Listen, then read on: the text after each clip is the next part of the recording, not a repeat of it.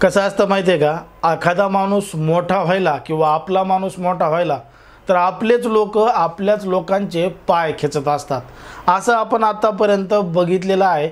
मराठी माणसामध्ये कशा पद्धतीनं आपल्याच घरातला आपल्याच भावकीतला एखादा कोणी मोठा व्हायला की आपल्याच जवळचा एखादा कोणी मोठा व्हायला की त्याचे पाय खिचायचे आणि त्याला मोठं होऊ द्यायचं नाही। आता फक्त एक मी तुम्हाला हे उदाहरण म्हणून सांगायलो, पण सध्या राज्यामध्ये महत्त्वाचा मुद्दा असणारा म्हणजे मराठा आरक्षणाचा। आता मराठ्यांना आरक्षण दिलं जावं, मराठ्यांना कुणबी असल्याचं जात प्रमाणपत्र देण्यात यावं आणि 24 तारखेपर्यंत सरकारने तसा निर्णय घ्यावा असं सुद्धा मनोज जरांगे पाटील यांनी सांगितलेलं आहे। आता राज्याच्या विविध भागामध्ये मनोज जरांगे पाटील यांच्या जोरदार सभा होत आहेत आणि प्रत्येक सभेला जोरदार एक मोठी गर्दी लोकसुद्धा मोठ्या प्रमाणात जमत आहेत असं आपण राज्यामध्ये पाहतो।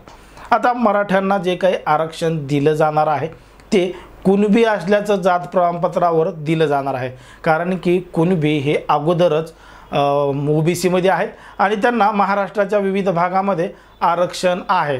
म्हणूनच जे काही उर्वरित मराठा समाज आहे यांना सुद्धा कुणबी असल्याचं जात प्रमाणपत्र द्यावं, मग त्यांना आरक्षण मिळेल असंच मनोज जरांगे पाटील सांगत असतात।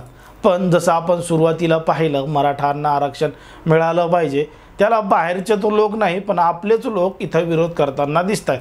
आपलेच म्हणजे नारायण राणे, कारण की नारायण राणे यांच्या मार्गदर्शनाखाली या अगोदर सुद्धा मराठ्यांना आरक्षण द्यावं त्यासाठी ती समिती तयार करण्यात आली होती आणि त्या समितीने सुद्धा तसा एक अहवाल तयार केला गेला होता, पण तेव्हा मराठ्यांना आरक्षण मिळालं नाही। आता तेच नारायण राणे काय म्हणाले होते, 96 कोळी मराठा आणि कुणबी ह्या वेगवेगळा आहे आणि 96 कोळी जो मराठा आहे ते कुणबी असल्याचं जात प्रमाणपत्र घेणार नाही।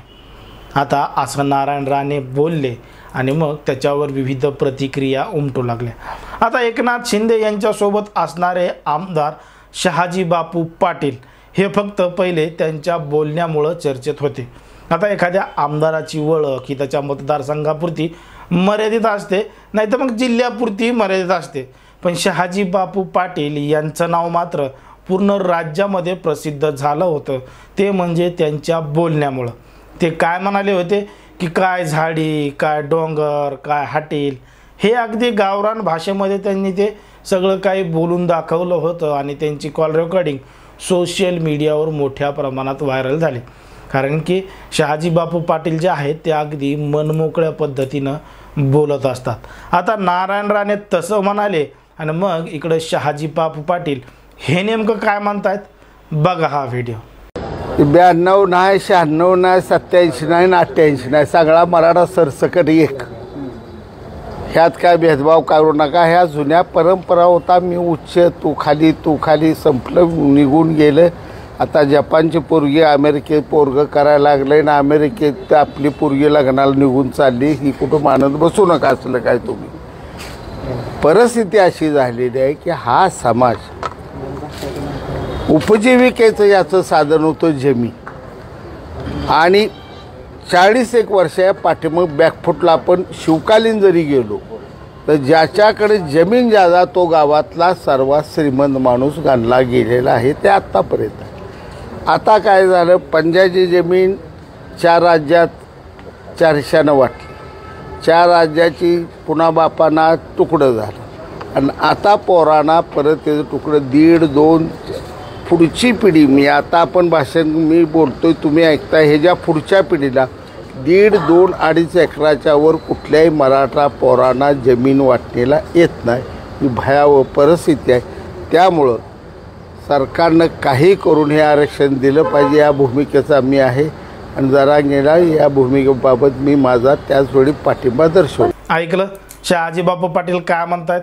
शहाजी बापू पाटील म्हणतायत कशाचं 96 कोळी, 92 कोळी, 81 कोळी हे सगळं काही नाही। आता पोरं अमेरिकेला चाललेत, जापानच्या पोरी करायलेत, अमेरिकेच्या पोरी करायलेत, इकडं चाललेत, असं आता काय राहिलं नाही। पूर्वी काळी कसं होतं, ज्या गावामध्ये सगळ्यात जास्त जमीन ज्या व्यक्तीला होती तो व्यक्ती श्रीमंत असायचा, पण आता मात्र परिस्थिती बदललेली आहे आणि जो कुणबी आहे तो शेतकरी आहे, त्याच्याकडे पहिले जमीन भरपूर होती पण आता मात्र परिस्थिती बदलली आहे. मराठा समाजाचे जे लोक आहेत, शेतकरी आहेत, त्यांच्याकडे आता जमीनसुद्धा शिल्लक राहिलेली नाही. तर काही शेतकरी हे 2, 2.5, 1-1.5 करोडसुद्धा आलेले आहेत. त्यामुळं मराठा समाजाला आरक्षण देणं गरजेचं आहे. आणि मराठा हा मुळातच शेतकरी म्हणजे कुणबी असल्यामुळं त्याचा व्यवसाय हा शेतीच होता आणि शेतीवरच अवलंबून सगळं काही होतं. पण आता मात्र परिस्थिती बदलल्यामुळं मराठा समाजाला आरक्षण मागण्याची वेळ आली आहे. आणि मराठा समाजाचे आरक्षण हे हक्काचं आहे, कारण की महाराष्ट्राच्या अर्ध्या भागामध्ये ऑलरेडी OBCमधून कुणबी समाजाला आरक्षण आहे. मग उर्वरित भागात का नाही? आणि तेच आरक्षण देण्यात यावं, हीच मागणी मनोज जरांगे पाटील यांची आहे. आता सरकार त्याच्यावर 24 तारखेला काय निर्णय घेईल हे अगदी स्पष्टपणे कमेंटमध्ये सांगा. आणि नारायण राणे यांच्या बोलण्याबद्दल सुद्धा आणि शहाजी बापू पाटील यांच्या बोलण्याबद्दल सुद्धा तुम्हाला काय वाटतं अगदी स्पष्टपणे कमेंटमध्ये सांगा. आणि अशाच पद्धतीचे नवनवीन व्हिडिओ पाहण्यासाठी आपल्या चॅनलला लगेच सबस्क्राईब करून घ्या. धन्यवाद.